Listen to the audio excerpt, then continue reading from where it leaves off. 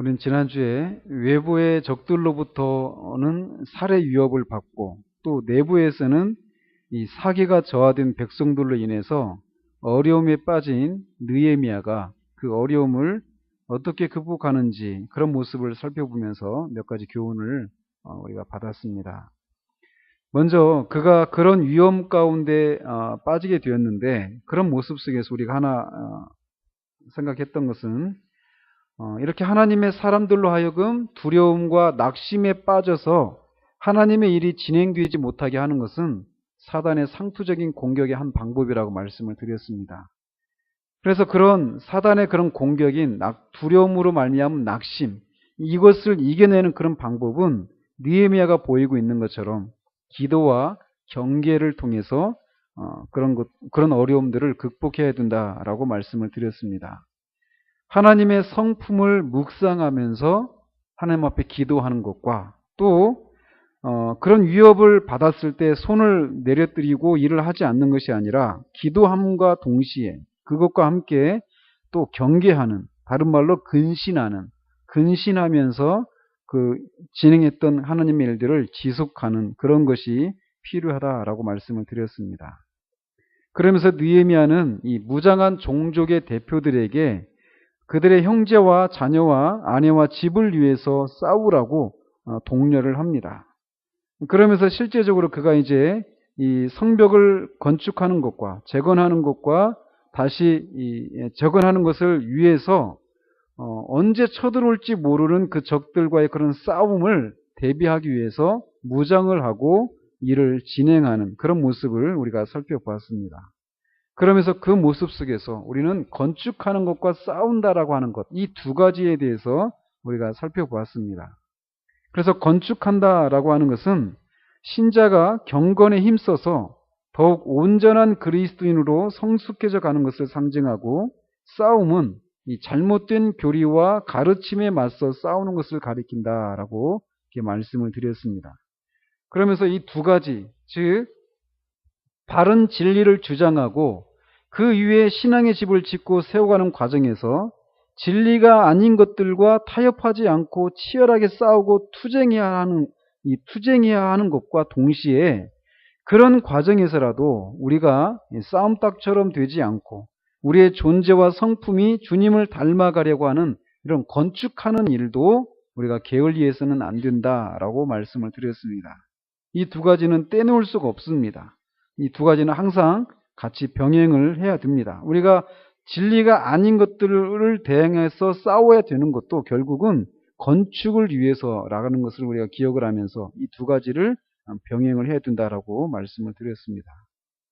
자, 이렇게 외부적으로 산발랏 일당의 방해 공작이 점점 그런 거세어지는 와중에 이보다 더 심각한 문제가 이스라엘 예루살렘 이 공동체 안에서 독버섯처럼 자라가고 있었습니다.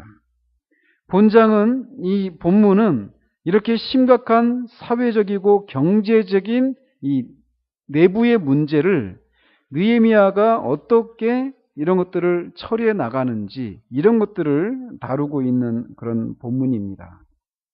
그러면서 우리가 읽은 것처럼 1절에서 5절까지 보면은 이 예루살렘 공동체 안에 있었던 이 내부적인 문제가 무엇이었는지를 우리가 이렇게 살펴보게 됩니다.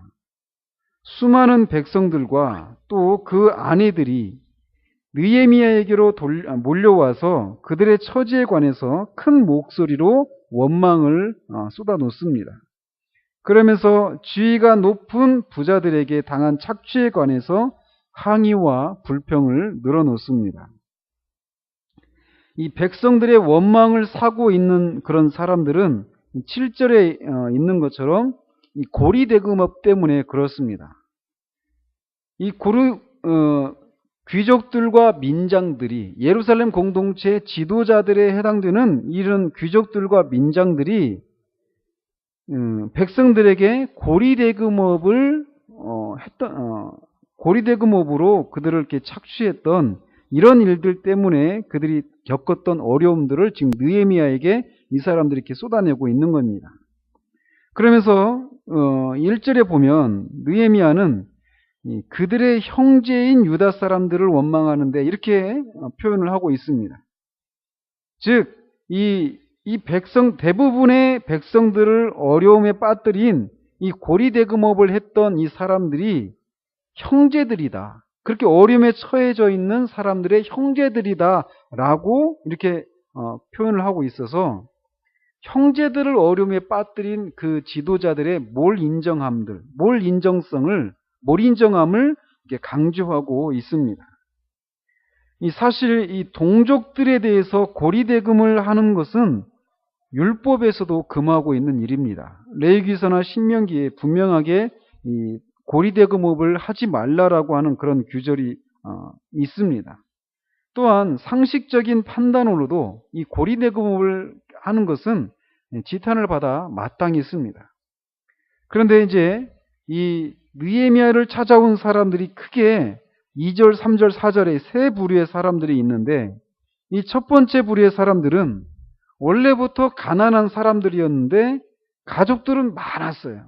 그리고 3절에 있는 것처럼 이 당시에는 흉년이 들었던 그런 때였죠. 그러다 보니까 원래 가난한 데다가 가족들도 많고 흉년까지 겹치다 보니까 먹을 양식이 없는 그런 사람들이 찾아왔습니다. 그러면서 자기들에게도 곡식을 나눠줄 것을 바라면서 느헤미야를 찾아왔었고, 또 3절에 있는 사람들은 이제 흉년 때문에 밭과 포도원과 집을 저당 잡히고 곡식 살 돈을 이 사람들로부터 빌렸던 그런 사람들이었습니다. 또 세 번째 부류의 사람들도 두 번째 부류의 사람들과 마찬가지로 이 페르시아 왕에게 세금을 바치기 위해서 이 밭과 집과 이 포도원을 저당 잡힐 수밖에 없었던 그런 사람들이었습니다. 그런데 이 각 부류의 사람들 가운데서는 곡식을 얻기 위해서 아들은 물론이거니와 딸까지도 종으로 팔아버린 사람들도 적지 않았던 모양입니다. 그들은 자식이라도 팔지 않으면 안 될 그런 입장에 놓여 있었기 때문에 그렇습니다. 그런데 부자들은 자기네들의 부를 더욱 늘리기 위해서 가난한 동포들이 당하는 고통 따위는 전혀 아랑곳하지 않고 오히려 그들의 빈궁함을 이용하고 있습니다.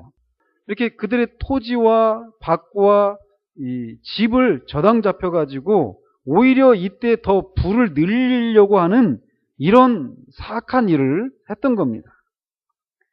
그러면서 이렇게 가난에 시달리고 있었던 이 백성들이 자기들에게 이렇게 어려움을 끼치고 있는 이런 부유한 압제자들과 똑같은 혈육이고, 또 자기네들의 자녀들 또한 이 압제자들의 자녀들과 다를 바 없다라는 생각을 가지고 이것을 가지고 느헤미야에게 이제 호소를 하고 있는 모습을 보게 됩니다. 이런 모습을 보면서 우리가 하나 알 수 있는 게 뭐냐면, 먼저 우리가 이 일이 언제 일어났는지 우리는 정확하게 알 수는 없습니다. 그러나 대충 아마 성벽 재건 공사가 어느 정도 진행된 시점에 일어나고 있었습니다. 아직 성벽이 완성되지 않았던 그 시점인데, 이 일이 갑자기 일어난 것이 아니라 느헤미야가 오기 전부터 오랫동안 공동체 안에 내재되어 있었던 불만들이 이렇게 집단적인 행동을 통해서 표출되었던 겁니다. 그래서 자칫 이런 어려움들 때문에 폭동이라도 일어나서 성벽 재건 공사가 더 이상 진행되는 것은 물론이거니와 극단적으로는 이 공동체의 존립 기반마저 흔들릴 수 있는 그런 위기 상황을 지금 느헤미야가 맞이한 것입니다. 이 느헤미야 입장으로는 이 상황이 굉장히 난처한 상황이었습니다. 만약에 일방적으로 백성들의 얘기를 들어준다면 분명히 민장들의 원성을 살 것이고, 또 반대로 민장들과 귀족들의 입장만을 대변한다면 성벽을 재건하는 데 있어서 대다수를 차지하고 있을 이 백성들의 신뢰를 얻지 못하는 것이 되어서 성벽 재건은 물 건너가는 것이 될 수 있고, 더 나아가서 이 백성들로부터 신뢰를 잃고 총독의 기능을 온전히 수행하지 못할 그런 진토의 양면의 위기에 빠져 있었던 겁니다. 자, 느헤미야는 이런 위기에서 가능한 한 빠르고 단호한 조처를 취해야만 했던 겁니다. 시간이 흘러가면 어떻게 되겠지라고 하는 이런 상황이 아니었던 아주 급박한 그런 상황이었던 거죠. 자, 우리는 이런 모습을 보면서 이미 느헤미야가 오기 전에 오래전부터 이런 문제가 있었단 말이에요. 그런데 이렇게 이 하나님의 백성들 안에 있는 이 은밀한 죄는 이런 위기가 느헤미야 공동체가 겪고 있는 이 위기 때문에 이 예루살렘 공동체, 이스라엘 공동체가 가고자 하는 방향으로 가지 못하게 되는 일이 지금 그런 위기를 맞이하고 있는 이 모습을 보면서 하나님의 백성들 안에 있는 은밀한 죄가 이 하나님의 공동체의 성장과 변화를 가로막는데 아주 중요한 그런 장애 요소가 될 수 있다는 것을 우리가 살펴볼 수 있다는 거죠. 우리가 잘 알다시피 이 아간의 죄, 아간 한 사람의 죄가 이스라엘 공동체 전체 그런 이스라엘 공동체의 패전으로 이어진 것처럼 공동체 구성원들의 오랫동안 자행되어 온 죄악은 공동체의 하나됨을 해치고 공동체의 목표를 이루는데 결정적인 장애 요인이 된다라는 것을 우리가 살펴볼 수 있다는 겁니다. 그러므로 하나님의 교회와 개인이 성장하기를 원한다라면 개인 안에 또 교회 안에 있는 은밀한 죄에 대해서 단호한 그런 조처들이 필요하다라는 것을 우리가 교훈받을 수 있습니다. 그런 위기 상황을 느헤미야가 간파했기 때문에 그는 시간을 미루지 않고 단호하게 빠르게 이런 상황에 맞는 그런 조치들을 취하게 됩니다. 느헤미야는 먼저 그가 보인 반응은 이런 불의한 상황을 인해서 크게 분노했다라는 겁니다. 일반적으로 노를 바라는 것, 이것은 덕이 되지 않고 어떤 일을 진행하는 데 있어서 방해 요소가 됩니다. 그러나 느헤미야가 바라고 있는 이런 분노는 오히려 더 선한 순기능을 할 수도 있다라는 겁니다. 느헤미야 이런 분노는 의로운 것이었습니다. 소위 의분이라고 하는 그런 분노였습니다. 그렇다면 왜 의로운 분노라고 하는 것이 생겨나게 되는가라는 겁니다. 느헤미야가 이런 상황을 놓고 크게 분노한 이유는 그가 하나님과 인간에 대한 사랑 때문에 그랬습니다. 그가 하나님을 사랑하고 인간을 사랑하는 것 때문에 또 의를 사랑하고 죄를 미워하는 것에서 이런 의로운 분노가 생겨나게 되었다는 겁니다. 그 증거가 8절과 9절에 있습니다.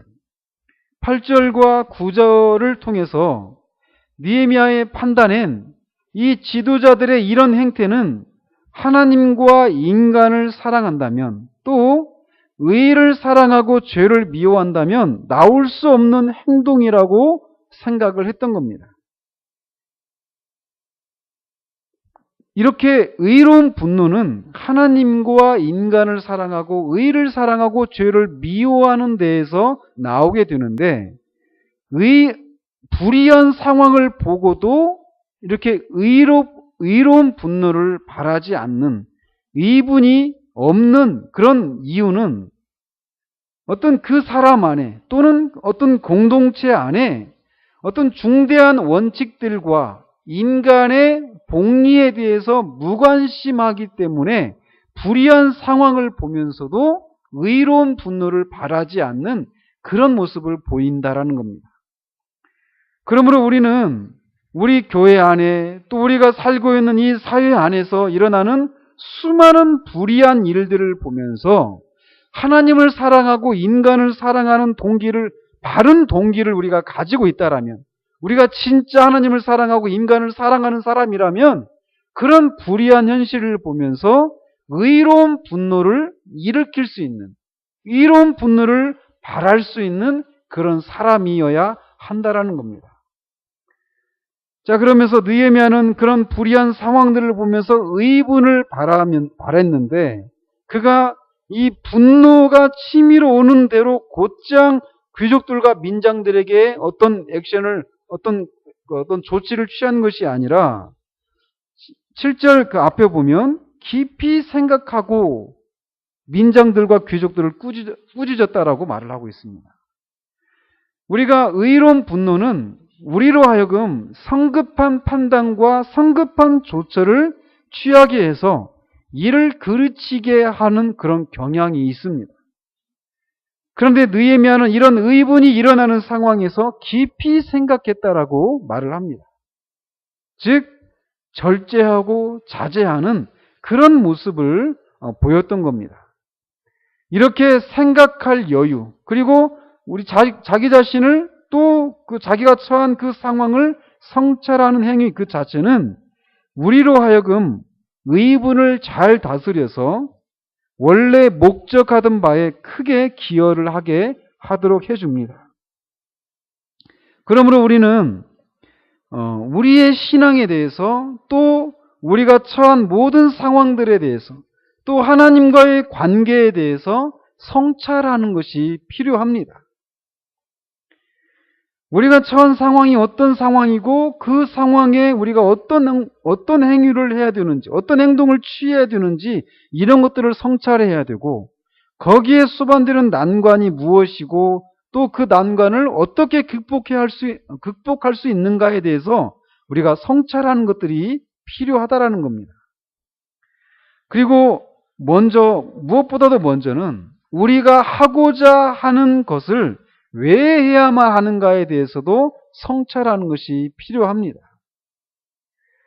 자기를 성찰하는 것, 자기 신앙뿐만 아니라 자기 주변에 일어나고 있는 그 모든 상황들에 대해서 신중한 자세로 성찰하는 그 성찰을 중히 여기는 그리스도인의 삶은 그냥 감정대로만 살아가는 삶보다도 더 풍성하고 더 고상하고 더 견고한 그런 모습을 드러내게 될 것입니다.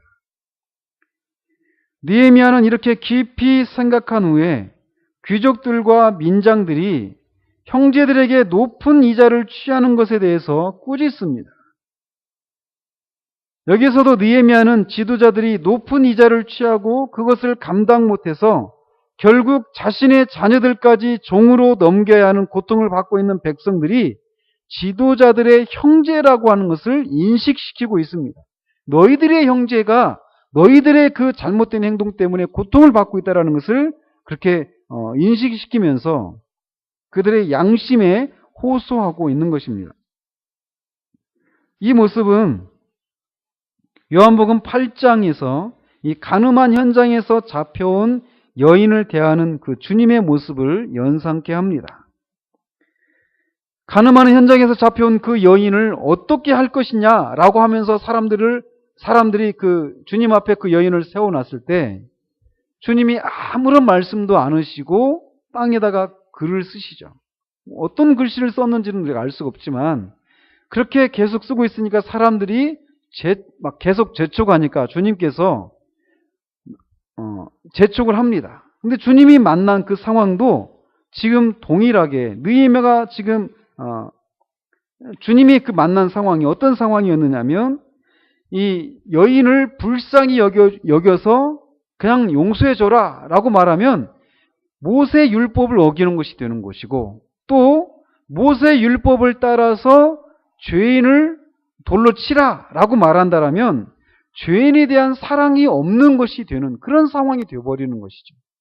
그런 상황 가운데 있는 순간에 주님은 인간 안에 있는 하나님의 음성인 양심을 일깨워서 그 여인을 데려왔던 사람들을 부끄럽게 해서 그 자리를 떠나게 만들었습니다.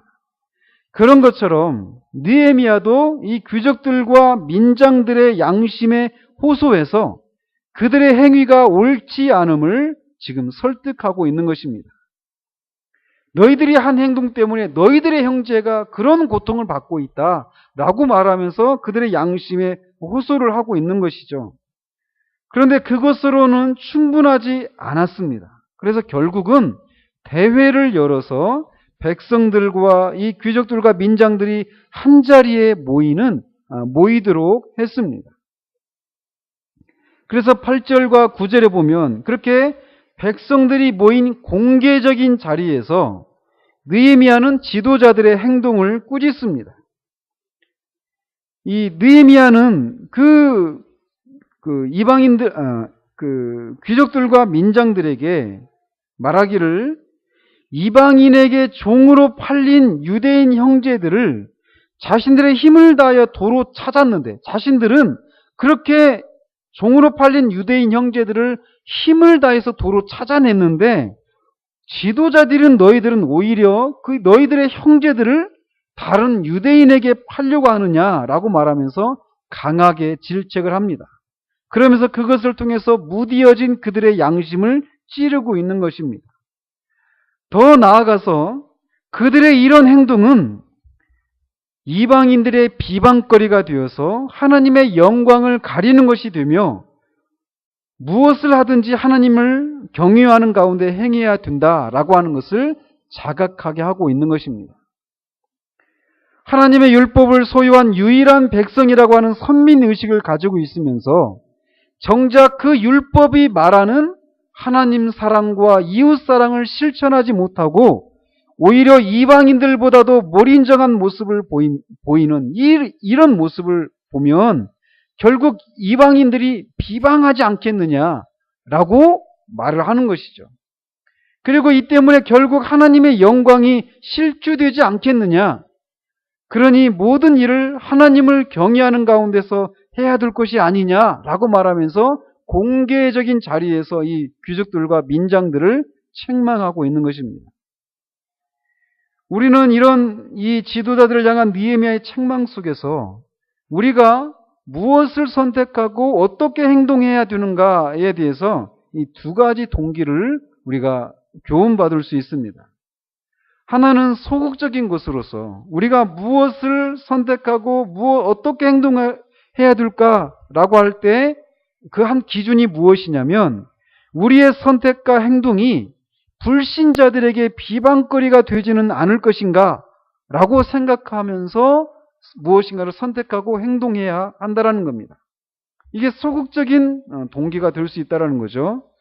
또 다른 적극적인 동기는 우리의 행동이 하나님을 경외하는 것에서 나온 것인가 라는 것입니다. 이 두 가지에 의해서 우리가 무엇인가를 선택하고 행동을 해야 된다는 것이죠. 우리가 무엇을 선택하고 행동했는지에 따라 그 결과 어떤 유익이 있을 것인가 또는 어떤 손해가 우리에게 끼칠 것인가 이거는 우선적인 것이 아니라는 겁니다. 아니 오히려 우리가 무엇을 선택하고 행동한 결과 그것이 우리에게 유익이 되기는커녕 손해가 된다고 할지라도 우리가 그것이 이방인에게 비방거리가 되지 않고 하나님을 경외하는 것에서 나온 것이라면 손해가 되는 것이라 할지라도 우리는 그것을 선택하고 행동을 취해야 한다는 거죠. 그러므로 우리는 얼마나 어떤 선택을 하고 행동을 할 때 우리가 어떤 선택을 하고 행동을 할 때 그것으로 인해서 끼칠 손해나 유익 때문에 하나님이 기뻐하시지 않는 일을 자행하기 쉬운 것이 우리들인데 여기에서 이런 느헤미야의 책망 속에서 너무나도 분명한 가이드라인을 우리가 얻고 있다는 것이죠. 우리의 선택이 이방인에게 하나님의 영광을 훼손할 빌미를 제공하는 것은 아닌가? 또 우리의 선택과 행동이 하나님을 경외하는 데서 나온 것인가? 이 두 가지 것을 우리가 생각하면서 우리가 행동하고 선택하는 그런 우리가 되어지기를 바랍니다. 자, 그러면서 이제 10절에서 느헤미야와 그의 수하들도 백성들에게 이 민장들과 귀족들처럼 돈과 양식을 빌려주기는 했다라는 거예요. 그러나 이들처럼 이자를 받거나 저당을 잡지 않았다라는 거죠. 그러면서 우리가 이렇게 했던 것처럼 너희들도 그렇게 해라 라고 호소를 하고 있습니다. 그리고 그들이 저당 잡았던 이런 저당물들을 돌려보내고 돈이나 양식이나 새 포도주나 기름의 100분지 1을 돌려보내라고 그렇게 얘기를 합니다. 그러면서 그렇게 얘기를 하니까 그 귀족들과 민장들이 그렇게 하겠습니다라고 다짐을 합니다. 그러니까 느헤미야는 이에 더 나아가서 제사장들을 불러서 맹세하게 하고 자신의 옷을 막 털어버리면서 약속을 이행하지 않으면 하나님이 그 집과 산업에서 털어버리셔서 그들이 빈손이 될 것이다 라고 그렇게 얘기하니까 모든 백성이 진실로 그렇게 되어지이다 라고 하는 아멘으로 화답하고 여호와를 찬양하고 약속대로 이행을 하게 되는 그 장면이 우리가 살펴본 본문에 나오는 내용의 전부입니다.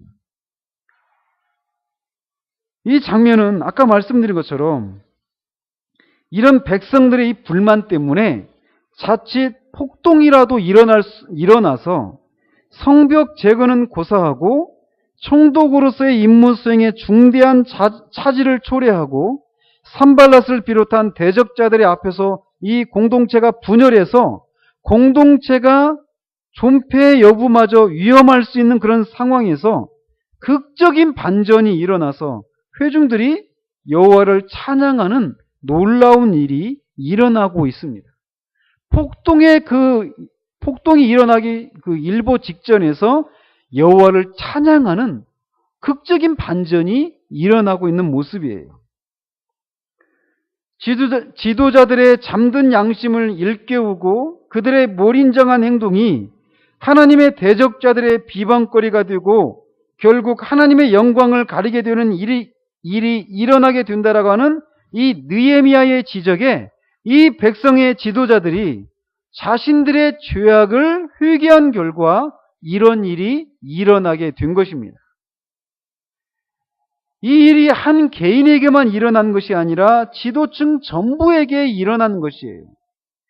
이 결과 이 폭동 전야의 공동체가 하나님을 찬양하는 공동체로 변하게 된 것입니다. 이런 모습이 부흥이 일어날 때마다 교회 안에 늘 반복되어 나타나는 현상이었습니다. 교회가 교회로서의 기능을 감당하지 못하고 오히려 세상의 비방거리로 전락할 때마다 하나님은 당신의 거룩하신 영광을 위해서 교회를 일깨우십니다. 그런데 그 일을 하실 때 그 시작이 무엇이냐면 교회의 죄악들을 지적하는 것으로부터 시작한다라는 거예요. 교회 안에 숨겨진 죄악들을 드러내고 특별히 지도자들의 죄악을 드러내는 것으로부터 부흥이 시작된다는 겁니다. 1907년에 평양의 장대현 교회의 그 부흥이 이와 같은 수순을 밟았습니다. 2주 동안의 그런 한 달인지 2주 동안의 이 기도회를 매일마다 기도회를 했어요. 신년 사경회를 앞두고. 그전에는 이런 신년 사경회 이런 것들이 없었습니다. 근데 신년 사경회를 앞두고 이제 기도회를 하는데 특별히 이제 새벽 기도회를 시작을 했습니다. 그게 우리나라의 새벽 기도회의 시초예요. 1907년. 이 신년 사경회를 앞두고 새벽 기도회를 시작을 하는데 오히려 영적으로 큰 어려움을 겪게 됩니다. 그러자 이 며칠째인지는 정확히 제가 기억이 나진 않는데 그런 교회가 오히려 영적으로 큰 어려움을 겪게 되니까 그 장대현 교회 장로 중에 한 사람이었던 길선주 장로라고 하는 분이 회중들 앞에 자신의 죄악을 고백을 합니다. 얼마 전에 죽은 자기의 친구의 유산을 그 유족들에게 돌려주지 않고 그 유산을 자기가 가로챘다라는 거예요. 그 자신의 죄 때문에 하나님께서 우리에게 은혜를 베푸시지 않았다라고 말을 하면서 자신의 죄를 회중들 앞에 고백을 합니다. 그러면서 자신의 죄를 고백하면서 회개하자 갑자기 교회 안에 회개의 역사가 일어나기 시작한 거예요. 그러면서 부흥이 시작이 된 것입니다. 또 이 평양 대부흥에 앞서서 1903년에도 이 평양 위쪽에 있는 원산 지역에서도 부흥이 있었습니다. 그때도 로버트 하디라고 하는 그런 선교사가 자신의 죄를 고백을 합니다. 자신이 이 조선 땅에 왔지만 이 조선 사람들을 향해서 멸시하고 어떤 그런 이 우월감을 가지고 있었던 것이에요. 그러니까 진실하게 영혼을 사랑하지 않는 그런 우월한 그런 어떤 자선을 베푸는 것 같은 그런 마음으로 이 선교사역을 하고 있었기 때문에 이 그런 열매들이 나타나지 않았다라고 하는 것을 자각을 하면서 그 죄악을 회개하기 시작하면서 원산 지역에서 그런 부흥이 일어났었던 것입니다. 똑같은 상황이 18세기 영국의 상황에서도 똑같이 일어났었습니다. 산업혁명으로 인해서 경제가 이게 막 발전을 하면서 가진 자들이 이제 막 그런 부를 축적하기 시작을 했습니다. 그러나 이에 비해서 이제 그 가진 자들의 그런 부를 축적하기 위해서 이제 착취를 당하는 가지지 못한 자들의 그런 어려움들이 더 심화되었습니다. 즉 양극화가 아주 극에 달했었던 것이죠.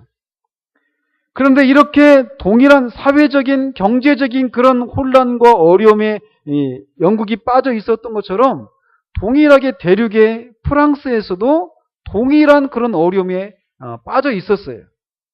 그런데 그 프랑스에서는 그런 사회적인 경제적인 그런 어려움들을 어떤 방식으로 극복을 했느냐면 혁명을 통해서 그것을 극복을 했습니다. 우리가 잘 아는 것처럼 프랑스 대혁명이죠. 1789년도에 일어났던. 자, 이렇게 프랑스에서도 이렇게 대혁명이 일어나게 되었어요. 그러면서 대대적인 피바람이 불었던 것입니다. 수많은 사람들이 죽었어요.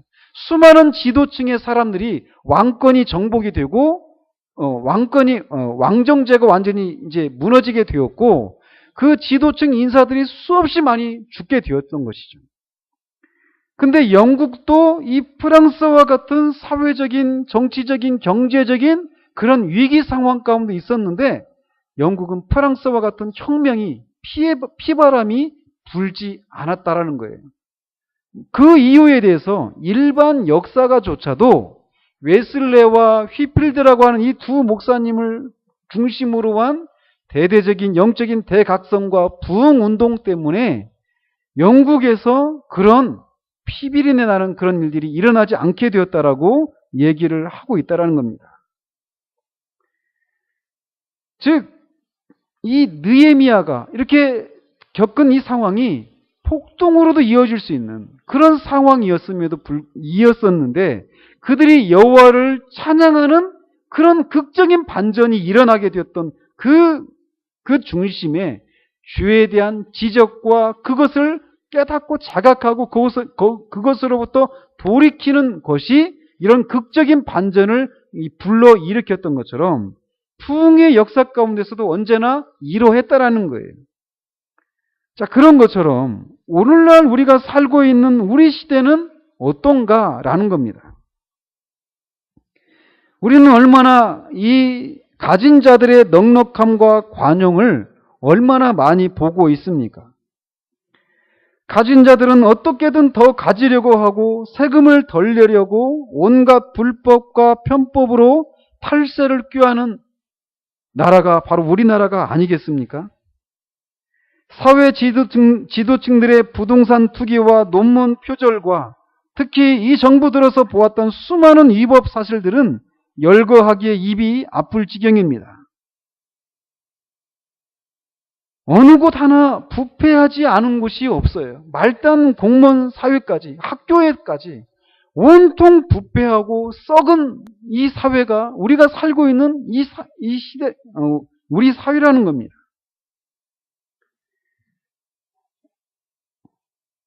이런 현상들은 교회 밖에 있는 세상에서만 보여지는 것이 아니라 교회 안에도 별반 다르지 않다라는 겁니다. 특별히 교회 지도자들의 모습들은 어떻습니까? 그들을 통해서 복음을 제대로 우리가 듣고 있는가라는 겁니다. 우리가 듣고 있는 메시지는 지난주에도 말씀드린 것처럼 성공과 부와 번영의 그런 거짓 복음을 우리가 주로 듣고 있지 않는가라는 겁니다.